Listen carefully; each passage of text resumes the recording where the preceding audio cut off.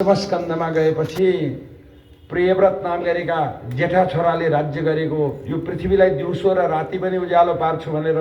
अर्को रथमा चढेर पृथ्वी भ्रमण गर्दा 7 द्वीप बनेको जम्बुप्लक्ष्य सालवली कुशक्रौञ्च साकर पुष्कर नाम गरेका द्वीप बनेका। पछि वैराग्य लागेपछि 7 वटा छोराहरूलाई 7 वटा द्वीपको राज्य दिएर उहाँ चाहिँ नि परमपदमा जानुभएको। अब त्यहाँबाट जम्बुद्वीपका 9 वटा वर्षहरूमा कुन कुन वर्षमा भगवानको कुन रूपको कसले चाहिँ उपासना गरेको छ भनेर सेव्य सेवक वर्णन गरिएपछि अब पृथ्वीभन्दा माथि रहेका सूर्य चन्द्रमा मंगल बुध बृहस्पति शुक्र शनिश्चर राहु केतु आदि गरेका ग्रहहरूको स्थिति वर्णन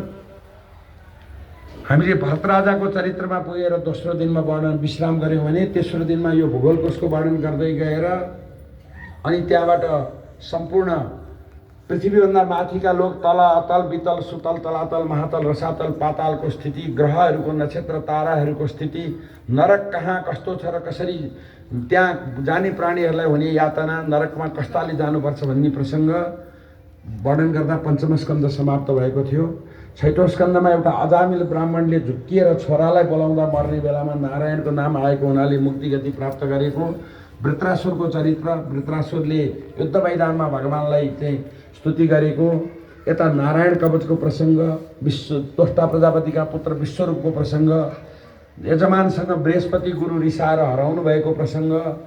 चित्रकेतु राजाको प्रसङ्ग ल्याएर वर्णन गर्दै गएर यो छैटौं स्कन्ध पुरा भएको थियो। सप्तम स्कन्धमा हामीले भगवानले पक्षपात गर्नुहुन्छ कि भन्ने आशंकाको निवारणको लागि भगवान त समदर्शी हो गुण जता बढ्यो त्यतै भगवानले चाहिँ कृपा गर्नुपर्छ भन्दै हिरण्यकश्यपको कुराहरू ल्याएर प्रह्लाद चरित्र सबै श्रवण गरेर सप्तम स्कन्धमा अनि वर्णाश्रम धर्म के हो भनेर युधिष्ठिरलाई माध्यम बनाएर नारद ऋषिले बताउनु भएको कथा श्रवण गर्दा सप्तम स्कन्ध पुरा भएको थियो। त्यो दिनमा हामीले तेस्रो दिनको विश्राम गरेका थियौँ। चौथो दिनमा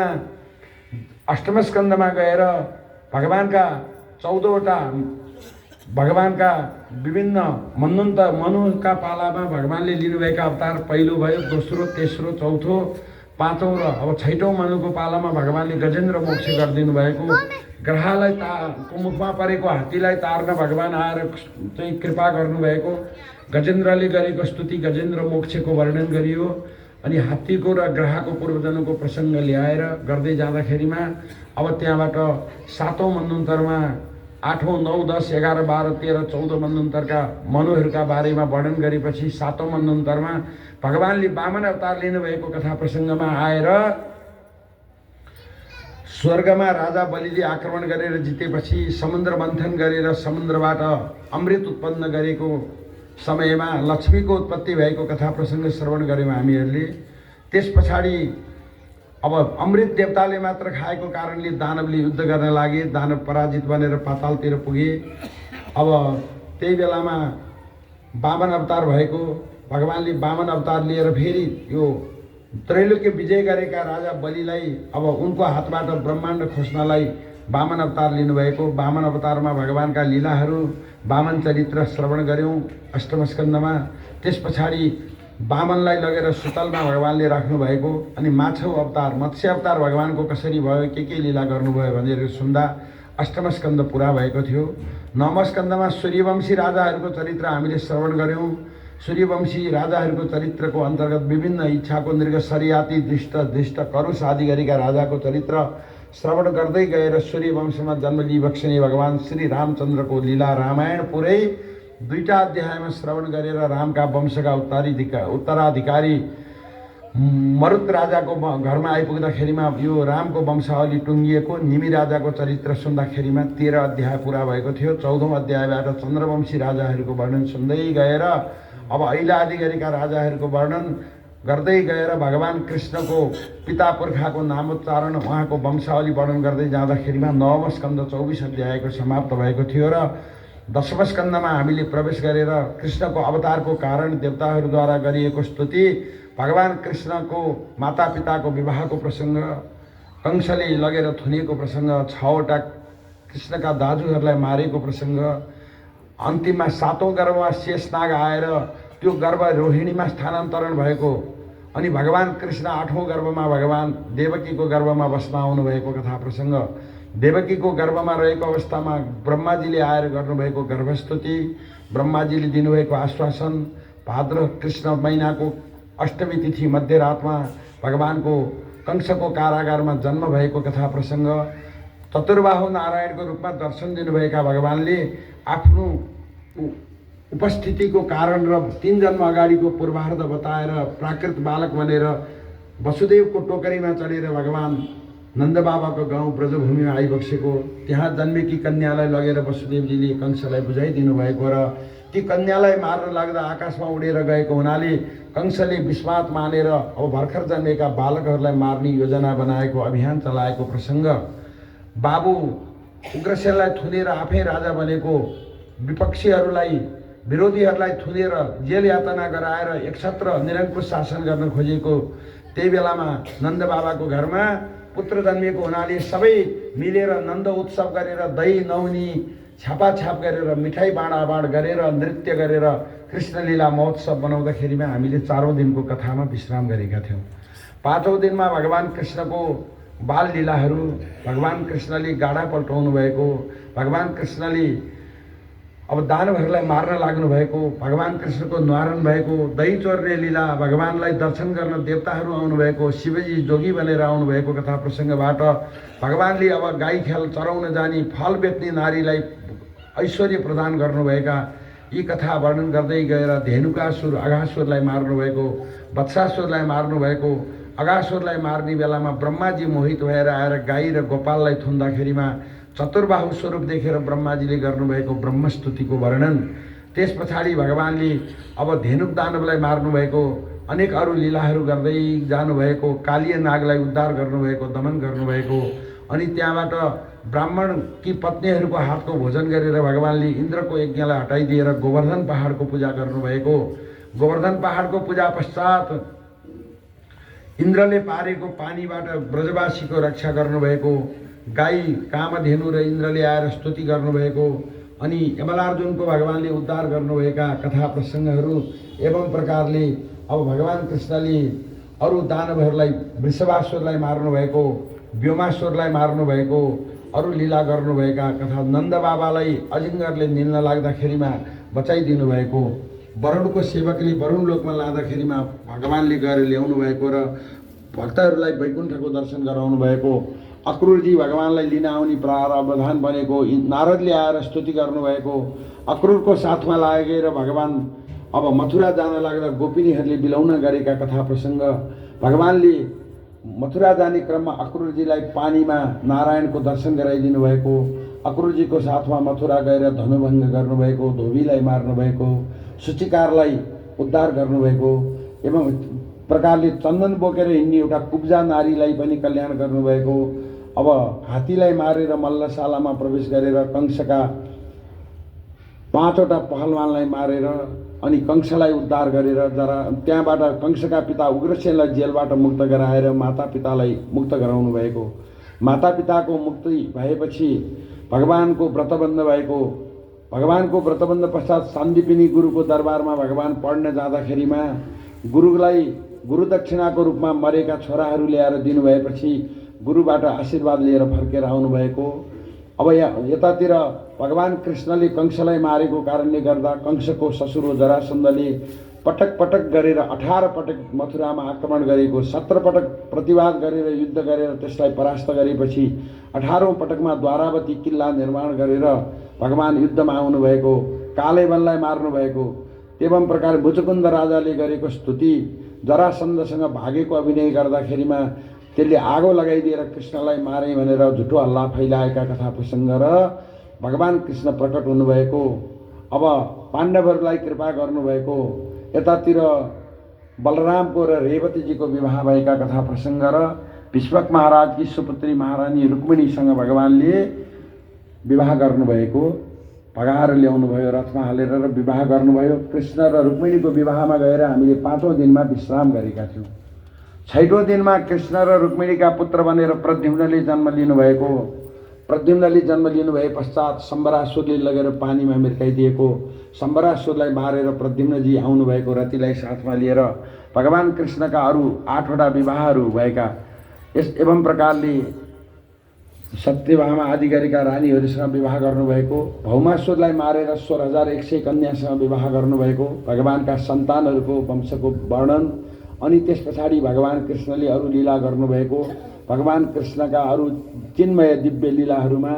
उहाँका छोराहरूका विवाह, नातिहरूका विवाह, अनिरुद्धको र रोचनाको विवाहमा रुक्मीलाई बलरामजीले मार्नुभएको, बाणासुरकी पुत्री उषासँग सपनामा भएको प्रेमको कारणले विवाहको प्रसङ्गमा बाणासुरका हातहरू भगवानले काटिदिनु भएको, एवं प्रकारले भगवानले अरू लीला गर्दै साम्बको र दुर्योधनकी छोरी लक्ष्मणाको विवाहको प्रसङ्गमा त्यो बलरामजीले त्यहाँ आकर्षण गर्नुभएको, बलरामजी वृन्दावनमा जाँदाखेरिमा गोपिनीहरूसँग क्रीडा गर्दा यमुनालाई चाहिँ कर्षण गर्नुभएको, एवं प्रकारले दिवित बाँदरलाई मार्नुभएको, भगवान कृष्णले पौण्ड्रकलाई र काशीराजलाई मार्नुभएको, अरू लीलाहरू वर्णन गर्दै गएर भगवान कृष्णले राजसूय यज्ञमा राजा युधिष्ठिरलाई सर्वोपरि स्थानमा राखेर त्यो क्रममा शिशुपाललाई मार्नुभएको, दन्तवक्र विदुरथ आदि गरेका शिशुपालका अनुयायीहरू सल्लो आदिलाई मार्नुभएको कथा प्रसङ्ग, पाण्डवहरूलाई सर्वविजेता बनाइदिनु भएको, यी प्रसङ्गमा आएर अरू लीलाहरू वर्णन गर्दै जाँदाखेरिमा अब गृहस्थी जीवनमा हाँसो ठट्टा रोदन माया प्रेम सबै हुन्छ भनेर रुक्मिणीलाई परीक्षा लिनुभएको, अरू रानीहरूलाई परीक्षा लिनुभएको, अनि भगवान एउटै कृष्णको दिनचर्याको बारेमा वर्णन, मगध नरेश जरासन्धलाई मार्नु भएको प्रसङ्ग, अनि त्यहाँबाट भगवान एउटै रानीसँग अलग अलग सबै रानीको घरमा बस्नुभएको नारदद्वारा दर्शन, अनि त्यहाँबाट अरू लीलाहरू दीर्घ राजाको चरित्र, अनि अरू सुदामा ब्राह्मणको चरित्र, अनि त्यहाँबाट अरू लीलाहरू वेदस्तुतिहरू वर्णन गर्दै गएर भगवान कृष्णका रानीहरूले गरेका बिलौनाका कथाहरू, अनि अर्जुनले मरेका ब्राह्मणका 10वटा छोराहरू ल्याउने क्रममा नारायणको दर्शन गरेको फर्किनु भएको प्रसङ्गमा जाँदाखेरिमा हामीले हिजो 90 अध्यायले युक्त भएको 10वां स्कन्द भागवतलाई पुरा गरेका थियौँ र 11 स्कन्दमा प्रवेश गरेर भगवान कृष्णले ब्राह्मणको श्राप पार्नु भएको, कुल नाश हुन लागेको बेलामा ब्रह्मादि गरेका देवताहरू आएर भगवानको स्तुति गर्नुभएको, अब वसुदेवजीले ज्ञान सिक्न खोज्दाखेरिमा 9 योगीश्वरहरूको कथा ल्याएर नारदजीले बताइदिनु भएको, यज्ञ गराइदिनु भएको, अनि मरेका दाजुहरू ल्याएर आमा बुवाको हातमा भगवानले हालिदिनु भएको कथा प्रसङ्ग र भगवान स्वधाम जान लागेको छुईको पाएका उद्धवजीले प्रभु मलाई पनि लानुहोस् न त नजानुहोस् भन्दा भगवानले उद्धवजीलाई ज्ञान दिन थाल्नु भएको कथामा पुगेर हिजो हामीले 6औं दिनमा विश्राम गरेका थियौँ। आज 7औं दिनमा उद्धवजीलाई भगवान कृष्णले दिएका ज्ञानमा 24 गुरुका प्रसङ्ग ल्याएर पहिला वर्णन भयो। त्याग नै सर्वोपरि हो, शान्त बनेर जगतको भ्रमण गर भन्दै भगवानले कर्मयोग, ज्ञानयोग र भक्तियोगका कुराहरू वर्णन गरेर अनेक दृष्टान्त उदाहरणहरू दिएर एउटा कदरीय ब्राह्मणको उदाहरण, अर्को एकजना विषयी आसक्त राजाको पनि प्रसङ्ग ल्याएर बताएर अरू धेरै प्रसङ्गहरूमा भक्ति, ज्ञान र वैराग्यलाई चाहिँ जागृत गराउने किसिमको कथाहरू वर्णन गर्दै ल्याएर अन्तिममा भक्तियुक्त भागवतले युक्त भएको ज्ञान उद्धवजीलाई दिएर भागवत नै उत्पत्ति गरेर उद्धवजीको हातमा राखेर बद्रिका स्थान आश्रमतिर उहाँलाई तपस्या गर्न पठाएपछि भगवान काल रूप बन्नुभएको र यदुवंशीहरू प्रवासमा गएर एकदम एक आपसमा मदिरा पिएर झगडा गरेर युद्ध गर्न लागेका र सबै समार भएपछि भगवानले आफ्नो यो अवतार ग्रहण गरेको उपलब्धि भयो भनेर आत्मस्थितिमा शेषनाग जानुभएको बलभद्रजी भगवान पनि एउटा व्याधाको बाणको माध्यमद्वारा दारुक सारथीलाई हराउनु पर्ने कुरा हराएर स्वधाम गमन गर्नुभएको, भगवान कृष्णको स्वधाम गमन पश्चात अर्जुनजीले काजक्रिया गराएर बाँकी कृष्णका पत्नीहरूलाई साथमा लिएर इन्द्रप्रस्थ जानुभएका आदि प्रसङ्ग गर्दाखेरिमा हामीले 11 स्कन्द भागवत आज सुनेका थियौँ। 12औं स्कन्दमा अब कलियुग लागेपछि कस्ता राजा हुन्छन्, के गर्छन् भन्ने प्रसङ्गमा विभिन्न राजाहरूको वर्णन, 4 प्रकारका प्रलयको वर्णन, राजा परीक्षितले अन्तिम भागवत ज्ञान सुन्नु भए पश्चात सुखदेव स्वामीको पूजा गरेपछि उहाँलाई तक्षकनागले डसेको, उहाँका पुत्रले सर्पयज्ञ गरेर सर्प डढाउँदाखेरिमा बृहस्पतिले आएर रोक्नु भएको, यी यस्ता लीलाहरू वर्णन गर्दै गएर अरू धेरै प्रकारका लीलाहरू वर्णन भए। अनि वेदको उत्पत्ति भयो, ओमकारको उत्पत्ति भयो, वेदको विभाजन भयो, चेलाहरूलाई पढाउने व्यवस्था भयो, पुराणका 6वटा आचार्यहरूका बारेमा वर्णन गर्दै गएर मार्कण्डेय ऋषिले प्रलय देखेका कथा प्रसङ्गमा आएर अनि नरनारायणको दर्शन अनि उमा महेश्वरको दर्शन कथा प्रसङ्ग सुन्दै आएर अन्तिममा भगवानलाई तान्त्रिक विधिद्वारा कसरी पूजा गरिन्छ भनेर भगवानका पूजाका कथा प्रसङ्गहरू वर्णन गर्दै गएर अनि अन्तिममा भागवतको यो कथालाई एकचोटि सबै दोहोऱ्याउनु पर्ने प्रचलन अनुसार सबैको पाठ श्रवण गऱ्यौँ र अलिअलि कथाहरू यो सुरुको दिनबाट भएका कथाहरू वर्णन गर्दै गइयो। यस पछाडि अब अरू धेरै प्रकारका कथा प्रसङ्गमा हामी अब अन्तिम 13औं अध्यायमा आउँदाखेरिमा यहाँ सुतजीले भन्नुहुन्छ, जुन भगवानलाई ब्रह्मा, वरुण, रुद्र, इन्द्र, मरुत आदि गरेका देवताहरूले दिव्य मन्त्रद्वारा स्तुति गर्दछन्, जसलाई वेदले आफ्नो अङ्ग र उपअङ्गसहित भएर निरन्तर परिक्रमा गरेको छ, सामवेदले जसलाई नित्य मुक्त कण्ठले गान गरेर स्तुति गरेको छ, ध्यान अवस्थामा रहेर ठुल्ठुला ऋषिमुनिहरूले निरन्तर रहँदा पनि जसको अन्त्य पाउन सक्दैनन्, त्यो भगवानलाई वन्दना गरेर अब यहाँनिर पुराणहरूका बारेमा बताउनुहुन्छ। यहाँ हाम्रा 18वटा पुराणहरूमध्ये ब्राह्मम दशसहस्राणी, ब्रह्म पुराणमा 10,000 श्लोक छन्, एवं प्रकारले पद्म पुराणमा 55,000 श्लोक छन्, विष्णु पुराणमा 23,000 श्लोक छन्,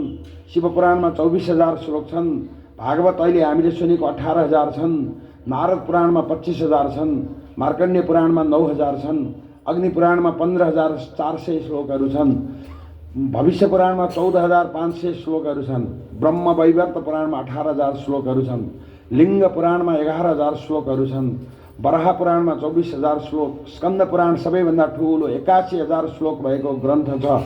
एवं प्रकारले 100 पनि छ अझ। वामन पुराणमा 10,000 श्लोक छन्, कुर्म पुराणमा 17,000, मत्स्य पुराणमा 14,000, गरुड पुराणमा 19,000, ब्रह्म पुराणमा 12,000 गरेर सबै पुराणको 18 पुराणको श्लोक जोड्दाखेरिमा 4,00,000 उदाहरित 4,00,000 श्लोकहरू छन् पुराणहरूमा। यी सबै 4,00,000 श्लोकहरूले युक्त भएको पुराणहरूमध्ये सबै पुराणबाट सार झिकेको श्रीमद् भागवत किन रसिलो छ भन्दाखेरिमा सबै पुराणहरू चाहिँ बिरुवा भए, यो पुराण चाहिँ फल भयो। हामीले आँपको बोटमा गएर बोक्रा खाँदाखेरिमा पनि टर्रो हुन्छ, पात पनि टर्रो हुन्छ,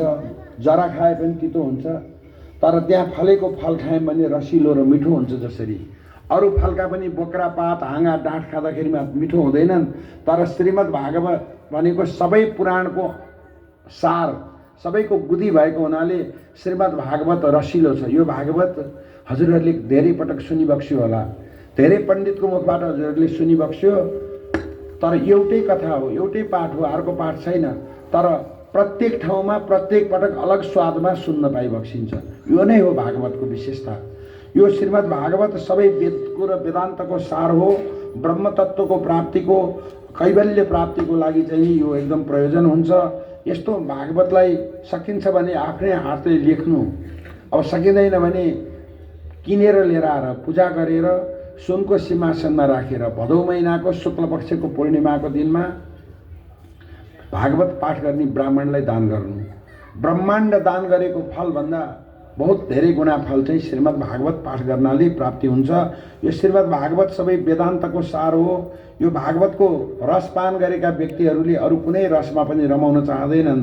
जस्तो नदीहरूमा गङ्गाजीलाई स्नान गरेपछि अरूको स्नानको महत्त्व हुँदैन, देवताहरूमा भगवान नारायण बाहेक अरू देवताको दर्शनले चाहिँ पूर्ण हुँदैन, वैष्णवहरूमा भगवान शिवजी जसरी प्रमुख हुनुहुन्छ, क्षेत्रहरूमा काशी सबैभन्दा प्रमुख जसरी छ, श्रीमद् भागवत पुराणहरूमा त्यस्तै प्रकारको। यो श्रीमद् भागवत एकदम सुन्दर छ, नरम छ, वैष्णवहरूको प्रिय छ। यसमा परमहंस भगवानको ज्ञान छ। यसमा ज्ञान, भक्ति र वैराग्य तीनटा तत्त्वहरूलाई जागा गराउने ज्ञान भएको हुनाले यो भागवतको पाठ गर्नाले, भागवतको कथा सुन्नाले, सुनाउनाले भक्त्या विमुच्यन नर, यो भवसागरबाट त पार तरिन्छ। भगवानको यो उपासनाद्वारा प्राप्त नहुने चिज केही पनि छैन।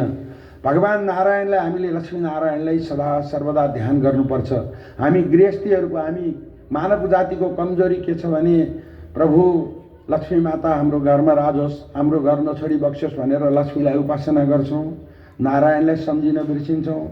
हाम्रो घरको लक्ष्मीलाई सधैँभरि बस्नेगरी कसरी बोलायो भने पठाइन्छ, पठाइँदैन नि। यसै गरी प्रभुकी लक्ष्मी पनि प्रभुलाई छोडेर आउन मानिबक्सिन्न। प्रभु लक्ष्मीनारायणलाई नै बोलायौँ भने राज हुन्छ हाम्रो घरमा, हाम्रो हृदयमा। यस कारणले भगवान लक्ष्मीनारायणलाई निरन्तर घरमा आफ्नो हृदयमा बस्नलाई आग्रह गर्नुपर्छ। यो यस्तो श्रीमद् भागवत भगवानको दिव्य चिन्मय लीला हो। यो श्रीमद् भागवतको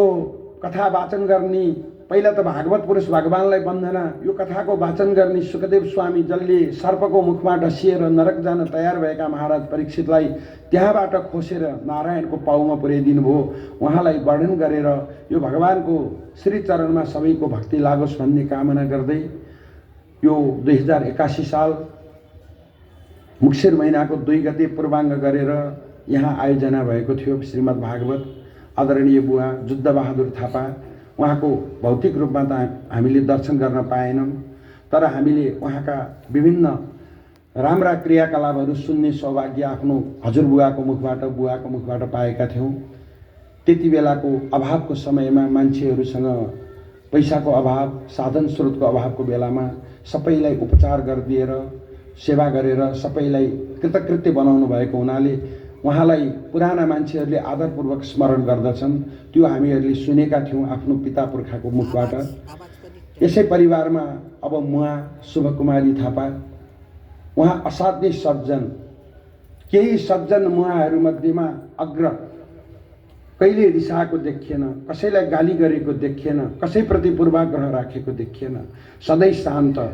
त्यति बेला हामी त साना सिङ्गाने बच्चाहरू थियौँ, तर गुरुको छोरालाई गर्नुपर्ने सम्मान उहाँकोबाट कहिले पनि कमी भएन। सदा सर्वदा सबैलाई माया गर्ने, हामीले नजान्ने बेलामा पनि ओहो वेदपाठ लगाउनुपर्छ, यी ब्राह्मणका छोरालाई चलाइदिनुपर्छ भनेर हामीलाई काममा प्रश्रय दिएर अगाडि बढाइबक्सेको उहाँको ती गुणहरू हृदयमा म अहिले झलझली सम्झिरहेको छु। अवश्य उहाँको आत्मा परमात्मामा गएर लीन भएको छ। अझ कुनै कर्ममा दोष भएको कारणले केही गतिमा तलबितल परेको भए पनि उहाँको आत्माले परमात्मामा यो भागवतको माध्यमबाट सायुज्यता प्राप्ति गर्नेछ। उहाँको परमात्माको श्रीचरणमा सदा बास रहोस्। एवं प्रकारले यो परिवारमा उहाँका गर्भबाट जन्मिनुभएका 4 जना सन्ततिमध्ये जेठा पुत्र, प्रचलित नाम रामेश्वर दाई भनेर सबैले चिनिन्थ्यो। सबैलाई गुण गर्न सक्ने, सबैलाई उपकार गर्न सक्ने, तुरुन्तै पुग्न सक्ने, झगडा उहाँको यहाँ यो परिवारमा कसैसँग वैमनस्यता थियो अरूको भने पनि उहाँ चाहिँ सबैको घरमा पुग्ने, कसैसँग शत्रुभावै नराख्ने, आफू निहुरेर गएर भए पनि बोलचाल गर्ने, त्यस्तो सद्गुण थियो उहाँको। परमात्माको लीला, अलिकति छोटो आयु रहेछ उहाँको। अब त्यस्तै भयो, हामीले उहाँलाई गुमाउनु पर्यो, त्यो पीडा पनि हामीले भोग्यौँ। त्यस पछाडि अब अर्को सुपुत्र आदरणीय भगवान थापा दाई, सबैको परोपकार गर्ने, सबैलाई उपदेश दिइबक्सिन्छ, कसैको कुभलो गर्नुभएको छैन उहाँले। एवं प्रकारले अर्को छोरा आदरणीय कृष्णहरि थापा, उहाँ पनि सबैप्रति सद्भाव राख्ने, कसैप्रति पूर्वाग्रह नराख्ने सज्जन भनेर यो समाजमा चिनिनुहुन्छ। अब अर्को सन्तान आदरणीय गीता दिज्यू, उहाँको जीवन त तपस्विनीको जस्तो छ, शान्त स्वभावकी, कसैप्रति गाली गरेको अहिलेसम्म सुनेको छैन। यस्तो प्रकारले आफ्नो जीवनलाई तपस्यामय बनाएर यहाँ ल्याउनु भएको यो घरमा जन्मिएका सन्तानहरू सबै सक्षम जन्मिनुभयो। पिताको पुर्खाको बाजेको धर्मले खानुपर्छ। जसरी हामीले एउटा बिरुवा रोप्दाखेरिमा